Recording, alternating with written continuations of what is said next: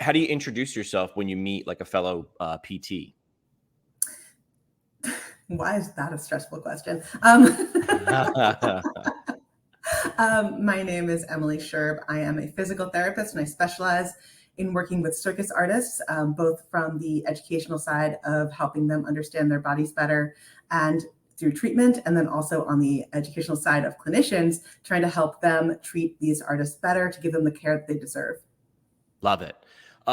Let's talk about you. Let's stay on you since we just introduced you. What inspired you to focus specifically on providing care for circus artists and promoting their well-being? Where'd that originate? So I'm actually a retired circus artist myself. I was both a circus artist and performer and also a circus instructor through my late teens all the way in till after grad school. So all my clinical rotations were all based on where are there circus schools where I can train and teach. I'd like to say it was all about my educational growth, but I was still very much obsessed in my own world.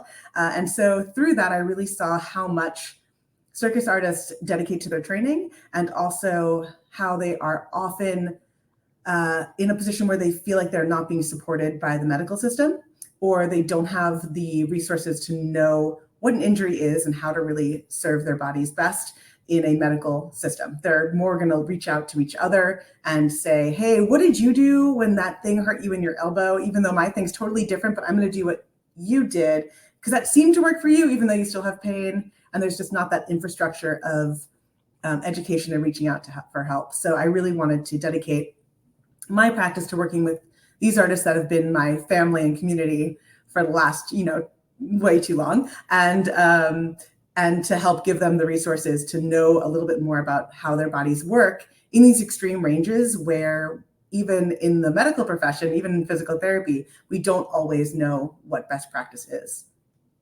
Perfect.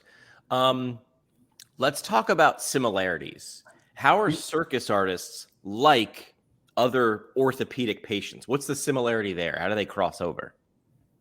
They still have bodies, right? We still have the same joints, muscles, tissues work the same way. The other thing is they cross over a lot with other sports, with other activities. Circus artists need full shoulder range of motion. So do your gymnasts, your CrossFitters, your climbers, and they need to have strength and control up there. But also, so does the person who needs to put a glass away on the upper shelf. We can do better in understanding what has to happen at those end ranges when we're working with our regular orthopedic patients and our circus artists. So that's where the real crossover is with our orthopedic patients, we really focus on that mid-range activities and mid-range strength. And even with them, we could be better at working on that end range and giving them back that true function throughout their entire range of motion that the circus artist needs, but that orthopedic patient still also should desire. So let's go the other way. I mean, you know where the next question's coming, right? How are they different? Like, talk about the opposite. How are they different? They spend a lot of time at that end range, and then they load bear on it. So whether it's a tractioning force or a compression force, that end range motion is being loaded. And we need to understand those stresses on their bodies. They're also doing a lot of repetitive motion, often at that end range, in ways that are a little bit different. So they're going to use that hamstring through its full range of motion, though the norm, meaning the mean or the average of hamstring range of motion in the general population is, less than 90. A circus artist needs to use that muscle through its full length, and a circus artist normal may be a little bit different. So understanding that it's not a problem that they have more range of motion, how do we help them stabilize there, work there, move through it, and have the control that they need? So that's one. The other is they are the best patients in the whole darn world. Not that all orthopedic patients aren't great, but circus patients, they are so, and this is at all levels, recreational through professional, they're curious and they are committed to getting their bodies working as well as possible. And so when you have a patient that wants to be on that journey with you, it's fun, right? So they're just really, really fun. They want to say yes. And, if you go for that improv comedy world of things, they want to say, oh yes, that exercise is great for me. And I took it away and applied it to this, this, and this, and come back to you and they make me a better therapist. So in a very not about the bodies, but still about being a clinician in practice, they are the best patients to have. But I'm also very biased. I like how you disclose your bias there. It's good. It's very Yeah. Oh, absolutely. Very biased. Let's say a new graduate or a clinician who maybe is just starting to work with circus artists. What advice, piece or two piece, like something short, but how would you, if they said, listen, how do I work with circus artists effectively? Like what comes to mind, right? Two things. I'm going to start with the question you actually asked. So what comes to mind first is listen and ask questions. A lot of these circus artists aren't disclosing that they're training circus, especially our pole dancers, which are on the fringe of circus, but are considered part of our community. They're not necessarily going to disclose to you that they're circus artists because they're afraid you're going to tell them to stop. Think about your runners. Think about your other athletes or passionate humans about their hobbies. They don't want to stop. So if they think you're going to say, well, stop doing that for now, or let's just stop doing that, that's going to be a problem. So really, really listening to them and then asking questions. Oh, what do you do for your hobbies? Oh, you're hanging from things. What does that look like? Having key words or phrases is huge. If you can have the key words or phrases like, what is your discipline? What type of apparatus are you using? You don't have to know all the different things, or what skills are you working on? Just by asking those questions, you've opened the door for them to tell you more about what they do and for them to feel a little bit more comfortable and more accepted. And then everyone these days has videos of themselves or their favorite instructor on their phone. So, okay, I have no, oh, what's your discipline? Bankin. Huh, interesting. What is that? Do you have a video? Now you've engaged with the patient and they know you're interested and they're going to be more willing to give you the information. And they do have a video, and understanding the biomechanics of movement is what we do. So being able to look at that video and help them break it down and understand where their pain and problems are coming in is huge. The other thing is you're already seeing circus artists. As I said, they don't necessarily disclose that they're training circus arts, but also circus arts in the US has grown exponentially in the last 10 years or so. The biggest peak in circus schools opening or circus studios of different sizes is about 2012 to 2015. Some closed during the pandemic, but there's more ones are starting to open up again. We're talking thousands across the US. I can think, in my community in Seattle, where I am most of the time, we have 3 or 4 large schools. And I think last count, I had 14 or 15 studios of different sizes. So they're everywhere. And then my lovely husband and I live in separate places. In his small town in Oregon, there are 3 circus schools. Wow. Right. So they're everywhere. So if you don't think you're seeing a circus patient, you are, most likely. And if you haven't, you will. So this is a really great way of talking to the population, is having some words, some key phrases to kind of pepper in there to help them feel comfortable. I mean, I don't want to brag or anything, but for the longest time, not anymore, but for the longest time until just a few years ago, the Big Apple Circus lived in my town when they were off the road. Like, this is where they would like set up and, I don't know, like decompress, practice, do whatever before they went and toured. And I remember when someone drove by once from out of town, they were like, dude, is that the Big Apple Circus? I'm like, yeah. Like, I never even thought twice about it until I was like, that is a big deal. That isn't in every deal. Your town doesn't have a circus, just chilling out, not even performing, just hanging out, going to the store. You don't have one of those? Just your local, have one of those, like circus tent? No, that's we did. That was the thing. Like, someone was driving by and they were like, why is there a big top there? I was like, that's a circus. And they're like, what? And I'm like, oh yeah. But when you see it every day, it's not a big deal. Yeah, but Jimmy, the real question is, have you done circus? So I've done trapeze. I did it trapeze, like the yeah. So in DC, it was, I forget what it's called. Like Trapeze School, New York, DC, or TSNY, DC. Mm-hmm. Yes. So I did that. It was actually one of my former PT school professors paid for me. She was like, listen, my son got a free whatever for his birthday. He wanted to do it. I don't want him to do it alone. Do you want to do it? And I was like, yes. And so I did it. And it was like real, like I did the thing. Like, they taught us like 2 or 3 skills or whatever. Mm-hmm. And I did them. And I was like, yeah, you did the knee hang and catch mostly. Yes, I did. Yeah. And he was doing crazy stuff because he had done it in Club Med for like 4 years in a row. Yeah. And now he's doing crazier stuff, and I'm just doing like, skill 1, 2, 3. But even I was like, I'm not bad with heights. And we got up there and I was like, oh, I'm going to let go of this and do that, I guess. And I guess I'm going to do this. it was kind of cool. I mean, I think, Yeah. it was really cool. It's so fun. All right. All right. I should probably focus on these questions because that's what I'm supposed to ask. What was I going next? Oh, yeah. So, all right.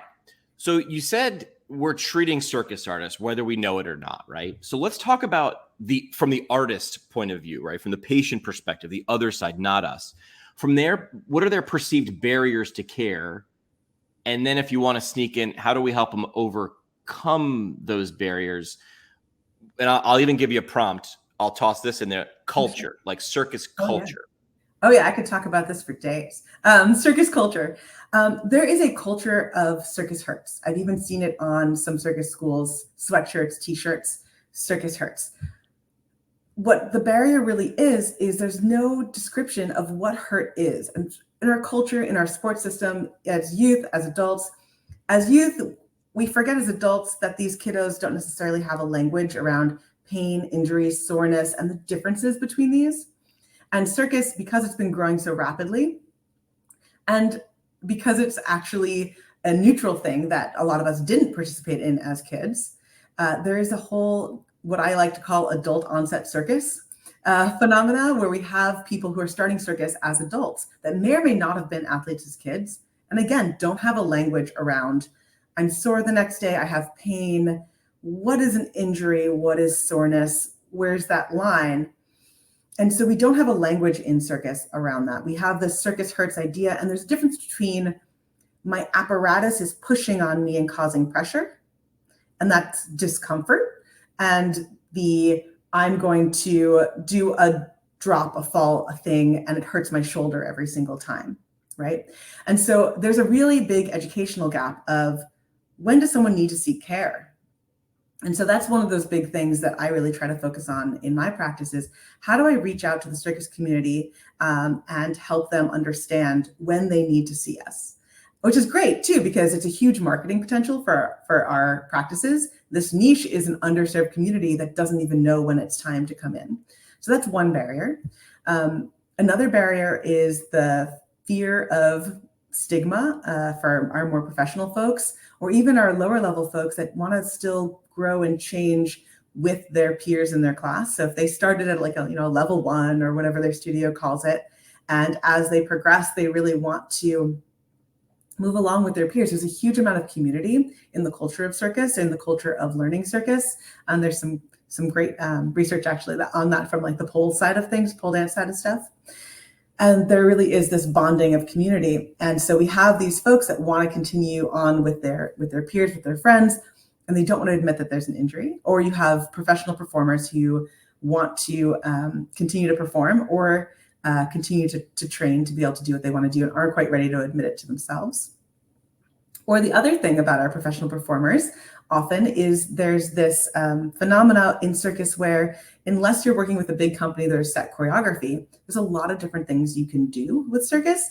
And so let's say you have a aerial silks act. So aerial silks, 2 pieces of fabric hanging down, tied together at the top, in case you need to know the lingo. And they have an act that they built, and they have one skill that hurts when they do it. Everything else in their life is fine, but that one skill. So they'll take that skill out. But then maybe another skill starts bothering them, so they'll take that out.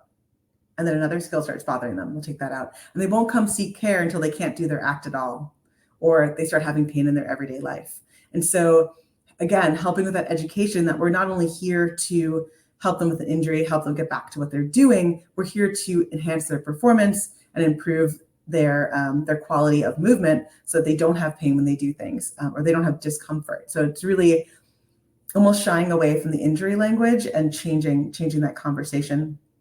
Another thing you were asking is like, how do we help them get over that barrier? One is, if you have a circus school in your community, education is great. It's a great marketing for your practice, and it's a great way to connect with them. But the other thing is, as I was talking about before, using their language, asking questions about their language, having a few key phrases that you can say. What's your apparatus? What's your discipline? How many hours a week are you training? What skills have you been working on? Or do you have movement goals or skill goals that you've been trying to achieve. For me, as somebody who speaks the circus language, if they tell me I've been working on this one skill for 6 months, that may also tell me what some of their movement issues are. Like, oh, you can't do that? Chances are you're going to have trouble with X, Y, Z. So it's kind of like, as you get to know it more and more, you can use all those little bits of information and collect them. Perfect. Yeah, I never really thought about that. Like you're really great at 20 different things, and this thing's held you up for 6 months. So it's not you can make an assumption. It's not your skill. Something physically is holding you back. I now know, not with certain, I know an area where it could be, and that's where I'm going to make my focus. That's pretty cool. And to be fair, with Circus, there are plenty of skills that take more than 6 months to get. Getting your splits in 30 days is not healthy. But listen, I'm at 43 years and I still haven't gotten my split yet. So, but fingers crossed. Maybe this is I would say, persistence, good coaching, and making sure your hip mobility is strong through the full range. All right. Let's talk about this. And it might sound like I've asked this question before, but I think I don't mind getting the same answer from a bunch of different. And I'll talk about Circus all day long. So perfect. Anytime. So misconceptions and misunderstandings in everybody that I've talked about around this independent study course, these things come up, and Jimmy's eyebrows and antennas go up whenever I hear something over and over and over again. So, what are some of the ones that piss you off the most? These misconceptions or misunderstandings that clinicians we'll focus on the clinician, right? Because at the top of this, we said this is an opportunity. This is a market that's underserved. Misconceptions, misunderstandings can be those barriers. So what are some of the misconceptions and misunderstandings that really bother you the most about working with circus artists? And then how would you maybe address those? Yeah. The smallest and simplest one is that I'm not seeing circus artists. Right. That's actually as small as that is, it's like, oh, once you start making that assumption, you've now closed the door to that conversation for that artist. That artist doesn't feel like they can necessarily bring it up. So that's one. Two is that I'm not capable of seeing circus artists. Oh, yes, you are. They're the same in some ways as our other orthopedic patients. And by understanding how the body works, you have the skills to view, to analyze and assess their movement. So you can do it. It's always helpful to have tools, but getting them in the door and making them feel comfortable is the biggest tool you've got. Always listening to our patients and hearing their stories.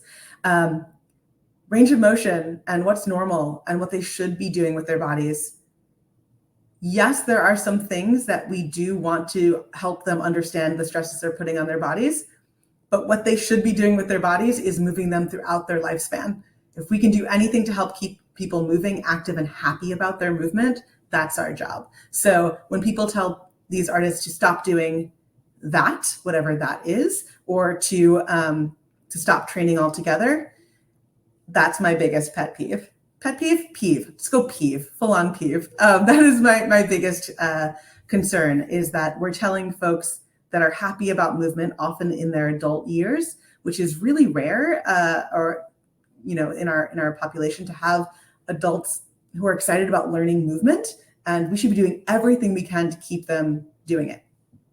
On that note, if you don't know much about circus, one of the most important things I can give you as a tool to take away is that circus is modifiable. You almost never need to tell someone to stop doing circus. What you need to do is talk to them and collaborate with them, or if you have the time, and I know we're all really busy professionals, talking to their instructor or their coach about the actual specific things that are concerning you about what they're doing and how they can avoid them. Circus is so cool in that there are so many different ways to change it. Okay, you don't want them hanging from straight arms because whatever reason, doesn't matter. You don't want them hanging from straight arms. What can they do sitting in a different apparatus or the same apparatus and doing everything with bent arms? They have a broken ankle. Great. How do you keep them training even through that in a safe way? If they're a high-level artist, they may not be at risk of falling down any more than they would be walking across the street in a boot. How do we keep them balanced in training, getting creative, really thinking about it? But the biggest thing is keep them training, keep them moving. We want to encourage that movement. We want to encourage a love of movement and a love of activity. And this is a great way for folks to do it. I'm going to take a little detour and a quick story if I can, Jimmy. Are we good? I had a patient of mine that came in and sought me out because she is a 72-year-old pole dancer, and she injured her shoulder golfing. And she went to her doctor and said, "I'm pretty good, but I still have shoulder pain when I do pole." And he said, "Well, you should really stop doing pole. It's dangerous. Just stick to golfing." It's like, yes, but she got injured golfing. And we have a 72-year-old who wants to play with her vestibular system. They have somebody who is playing with their proprioceptive abilities, who's still doing strength training, and is working on range of motion. What else do we want for our older adults than to do those things? So really thinking about the words that are coming out of our mouths as we work with these folks to keep them moving and keeping them active. Sorry, I forgot to unmute myself. Well, I muted myself because I didn't want to step on your toes. I gotta say, like, I went through your website. You don't host a podcast right now. I don't host a podcast, no. I did radio for 15 years, and I've done podcasting for the last 7. You would crush a podcast. Jimmy, give me time. All right, good. I mean, no, after. Don't give me time like as in I need more time. Give me time as like I need more time in a day. Well, I'll throw this little thing out, but then we got to get back to questions because we need more of this. But I'm actually changing my podcast from a show to a network. Oh, okay. And I'm helping 12 PTs launch podcasts in the next 12 months. I'm not charging them for this. What I'm doing is creating the ESPN of PT. Mm-hmm. But I want super niche stuff. This feels like you.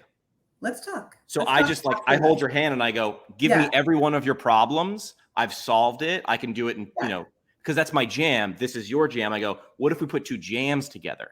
Jimmy, you and I should talk. All right. I love teaching and talking about circus. This is what I do. Because when someone says I can talk about this all day, I go, you should. Literally all day. Like you should. I basically do. And I'm happy to, and we should continue that conversation. Yes. We talked about barriers. We talked about that. So let's talk about the resource specifically, right? So, what's your elevator pitch, right? Let's put you in a space. You're in an elevator. Okay. There's buttons, doors, right? At CS. She goes full mime. I love it. You're in an elevator. Artist performer. Okay. You're in an elevator at CSM. Doors closed. You got like 4 or 5 floors. And the person next to you don't know them, but they make a comment that makes you think, oh, you'd be great, or this resource would be perfect for you. What would you sort of like let them know about why they should use this? Because it'll make them go from here to here. And that would help them be fulfilled as a clinician and the people in their community better off because now they're getting better care. So talk about that actual like resource. How would you, I don't want to say pitch it or sell it, but those aren't bad words. They aren't bad words. When we talk about pitching or selling, what we're really talking about is providing resources for people. Yes. The things that they need and they want, and we need to just help them get there. So I don't think these are bad words.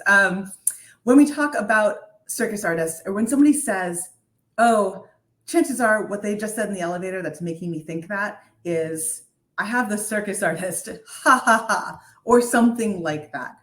Circus artists are a part of our community, and the more we can do to help them, the better our practice becomes. We get to help this amazing community achieve and grow and stay active, and they get the feeling of being supported in their care. The ISC in particular is a really great resource because it allows you to look up exactly what you need. It's going to help you understand your aerial artists and their different disciplines, the grips that they need, and the actual biomechanics of the things happening in their body that they need to achieve that we can then apply our normal clinical reasoning skills to. Or it's going to help you get your tumblers, your acrobats, your stilt walkers, your sear wheel folks, all of those folks to understand the language, the terminology, and the movement requirements that they need to get back to what they do. But we can take this on a bigger scale. We're really talking about movement through a full range, right? So we're talking about the biomechanics of what happens with the shoulder in those last 10 to 15 degrees of motion, right? Things that aren't discussed all that often. We also talk about the cultural differences in circus compared to the general population, and how we can help these particular folks access care, and the history of what's going on with the growth of circus in the United States. That's a really long way of saying it. The short way of saying it is this resource will help make circus arts normal, help you understand it with the same way you understand any other sport. And that doesn't really exist a lot in our global healthcare discussion. So this is the resource to help be that shortcut to getting you to making circus arts a normal part of your practice and helping you feel confident in working with these artists. Oh, perfect. There we go. I unmuted myself. Let's talk about specific injuries. And I'll preface this by saying, there's common, but it doesn't mean everything, right? So let's just talk about the types of injuries. Let's talk about first, how about define what this type of artist is briefly, right? And then talk about maybe some or the of the injuries they might see.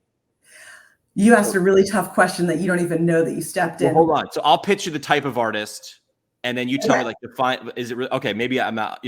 So let's circus. The definition of what is circus is something people fight about in the. Well, that's why I'm going to give you subsets. Love it. So let's start with aerial artists. Yes, aerial artists. Most common injuries are going to be of the shoulder.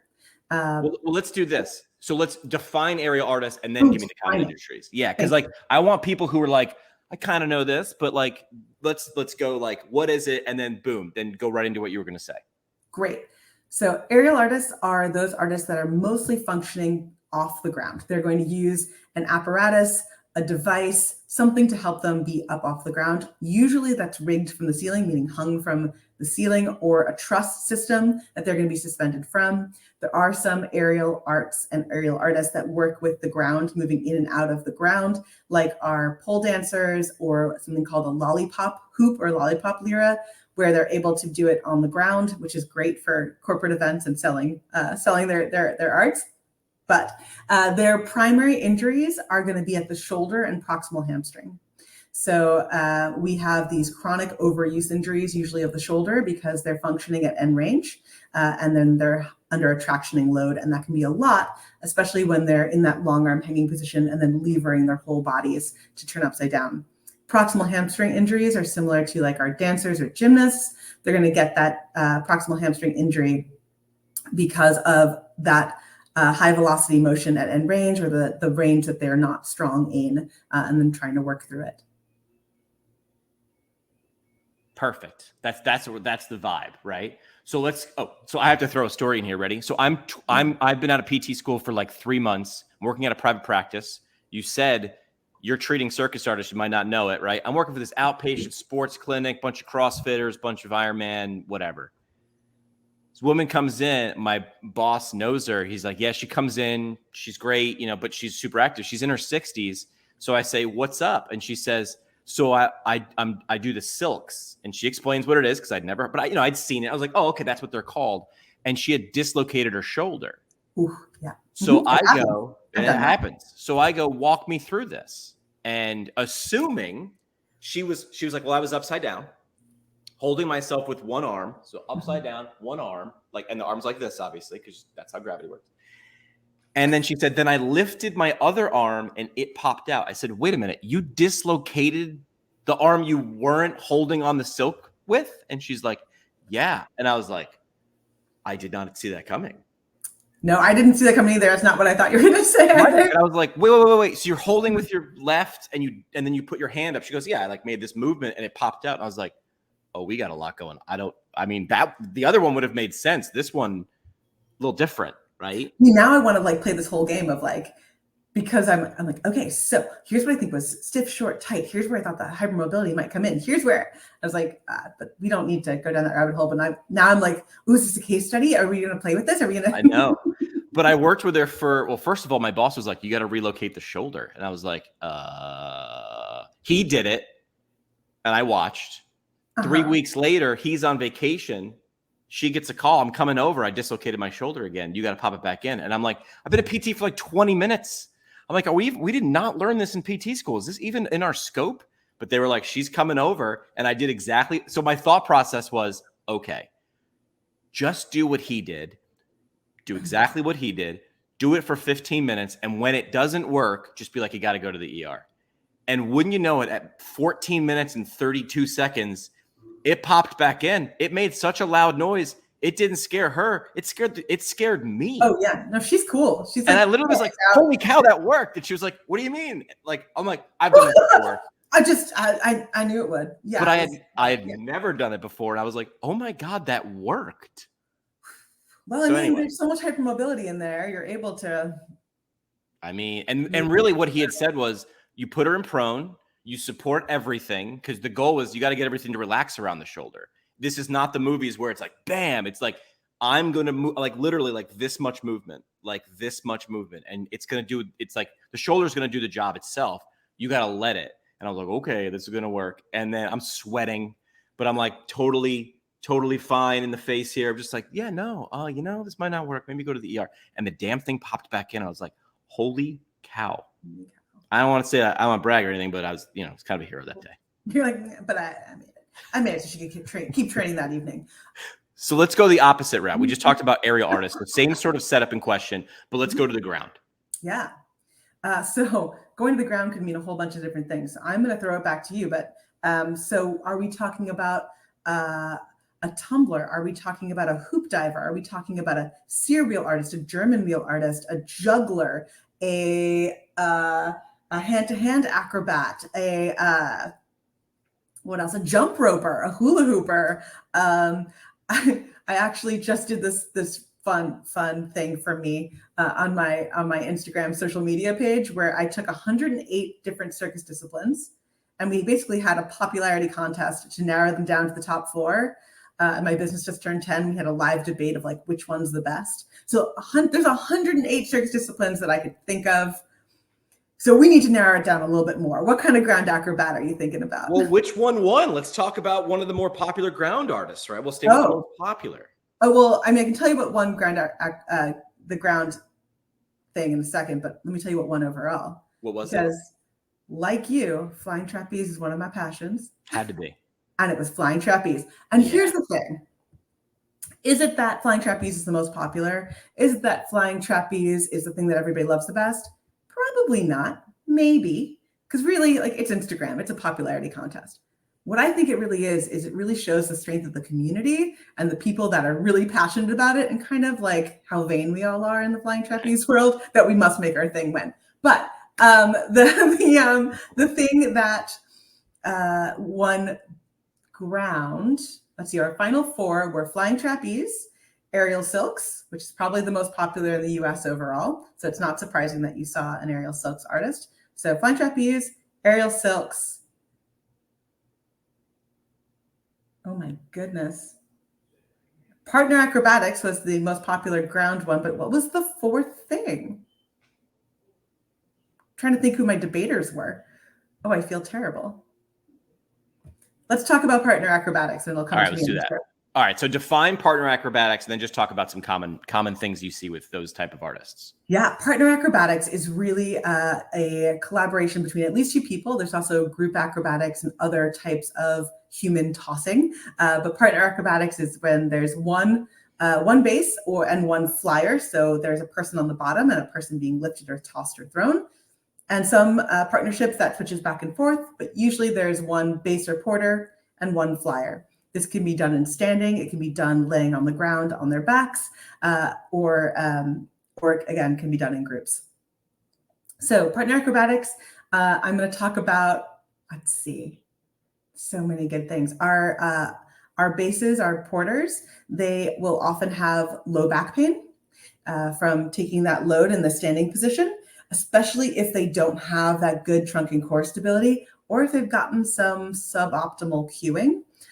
As I have been saying, the circus world in the US has grown so rapidly and so exponentially.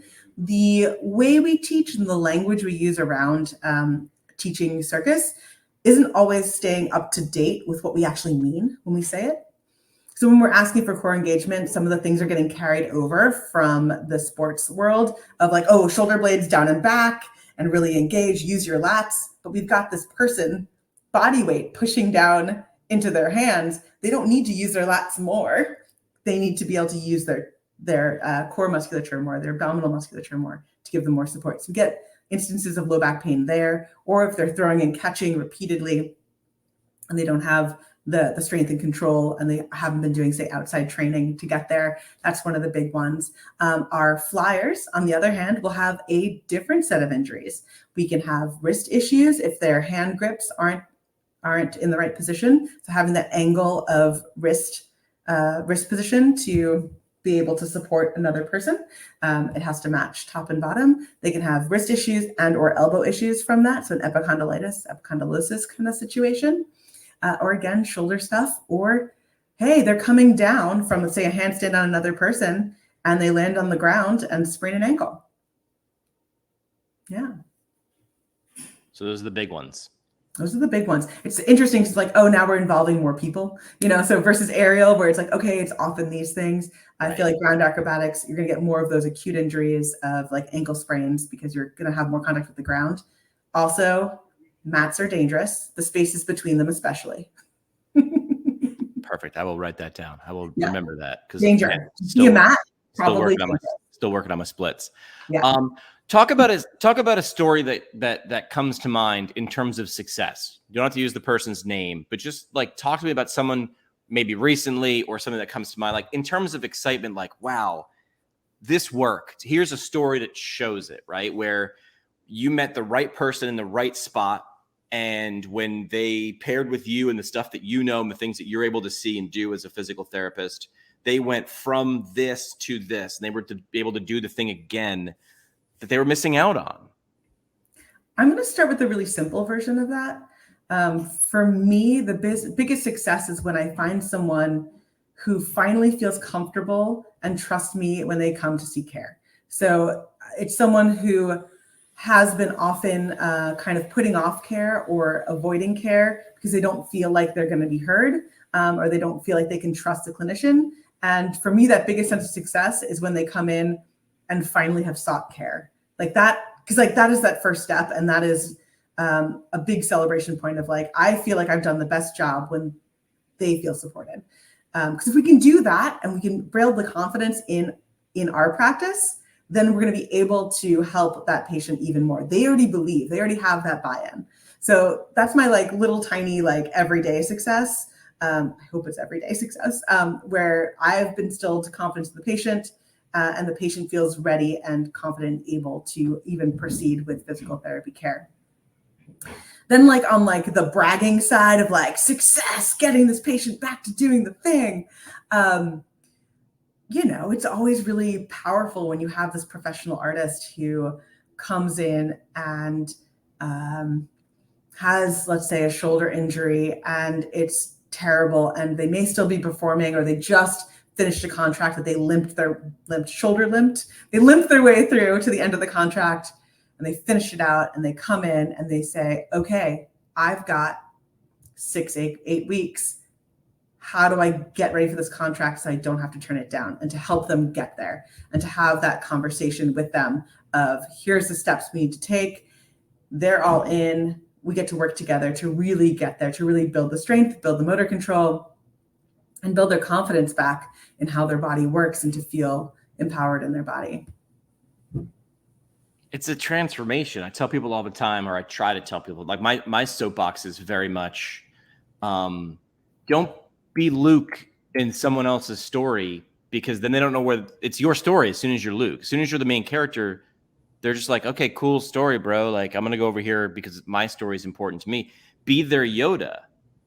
Like Yoda's amazing too, but the relationship of Luke to Yoda was that Yoda's been there and done that. Luke wants to do that. So Yoda says, follow me and you can do that. Like, I use these words a lot when I talk about like social media. Like, if you want someone to follow you, you better be leading them somewhere. Don't just like follow me. Why? Yeah. Because I said so. That's what a cult leader does. Like, that's what crazy people do. But I have value because the thing that you want to become, I know how to do that. Follow with me. Like, I almost wish we could change some of the verbiage. Come with me. Yeah. This is a journey. This is your journey. I just get to be here while you do that. Yeah, and that's what I really think is so important about circus clinical practice, circus medicine, however you want to talk about it. We have this opportunity here where there's just a few of us in the country that really devote our practice to this. And my goal is to give clinical access to all these artists across the country, at least one for every circus school. And I just challenge everyone who's listening to this or seeing this right now to Google circus school with your community. Figure out where your closest circus school is. I think you're going to be really surprised. Or aerial studio in your community. And do what when you get there? Show up, observe. Like what should they do if they do that? That's grassroots to me. But what should they do when they get there? I mean, at minimum, know it's there. Find out what disciplines or apparatus or training things are going on there. Basic. Know what's going on in your community. But you'll be surprised at how much is going on there, even if this is not your base of practice. If this is something you're interested in and you want to engage and get involved, I challenge you to increase your education around the topic, whether that's reaching out to the school, taking the ISC, doing some of my courses. But I challenge you to continue your education, but also reach out to the school, reach out to the owner and say, hey, do you want an injury prevention workshop? Do you want someone to come in and do Q&A? Do you want someone to come in and do screenings of some sort? There's going to be lots of opportunities there. And I would say 90-something% of those studio owners will absolutely be interested. They may not have the time or bandwidth right now to talk to you about it. Follow up, keep getting involved, and you'll get there. Yeah. Showing up and asking someone what their biggest problem is, like just, hey, what are your biggest problems right now? Even if you can't solve any of them, it just showed that person, I care about understanding what your biggest problems are. Like, that's the beginning of a relationship, right? Even asking that question, if they now have somebody who walks in the next day and says, I sprained my ankle, I have pain, they're like, oh, I know somebody who's interested in helping you. It's very, it's have a website, have a social media presence, right? Those are to get people to know you. The content you put that through is to get them to go further, which is know you, like you. After a while of liking, then we get to this respected area of trust. Mm-hmm. The rules online are the same as the rules in person. Someone needs to know that, you meet someone. Do I like this person? That's no, right? Do I like this person? Yay or nay? That's a little deeper. And then after a while, do I trust this person? That it can only be built over time. Think about the cliches that we might use for someone who just says, upon meeting them, listen, trust me. That's a used car salesman. They try to get to trust way too fast. In this case, of course, trust me. Come on, would I lie? And you're like, I don't know, man. I met you 90 seconds ago. So maybe who also says, would I lie? Like, I don't, can I talk to your last 40 friends? Like, do you mind that? The thing I like to tell some of my students is the only people who don't have imposter syndrome are the imposters. So it's like, come on, trust me, would I lie? It's like, well, probably. The only person who's going to say, would I lie is probably. Right. Because they're thinking it. Yeah. Because they're thinking it. The person saying it is like, come on, would I lie? And you're like, I don't know, man. People who don't lie don't say that. Right. A lot. We just started 2 or 3 times ourselves. So. I've taken 43 minutes of your time. What's something I didn't ask or something that you'd want people to know about these people who you said from the get-go, who I've heard from many other people too, are often overlooked or not even seen, don't even know that they're there in the community, right? What's the last thing you'd want specifically PTs to hear from you? What's your soapbox? I feel like I've been standing on it all morning, but do it. Isn't that the most fun? My soapbox. Yeah, I think my big takeaway is keep these folks active and moving. Modify, don't stop. Don't have them modify. Don't have them stop training, and ask questions. Be open. They're the best patients. They are so much fun to work with. They really want to get better. They want to do the exercise you give them, and be careful. They will do what you say. Be very specific. If you want them to do 10, tell them 10, and be very clear that doesn't mean 30, 40, 95, 10. And then some is good, but 3 times good is not 3 times better. More is not always better. Yeah. But helping them understand when more is better and when more is not better, because they will take what you give them and then Google it and then ask all their friends and then do things that may be counterproductive to what you're having them try to do. So helping them really try to understand it and understand the process of where they're going. Love it.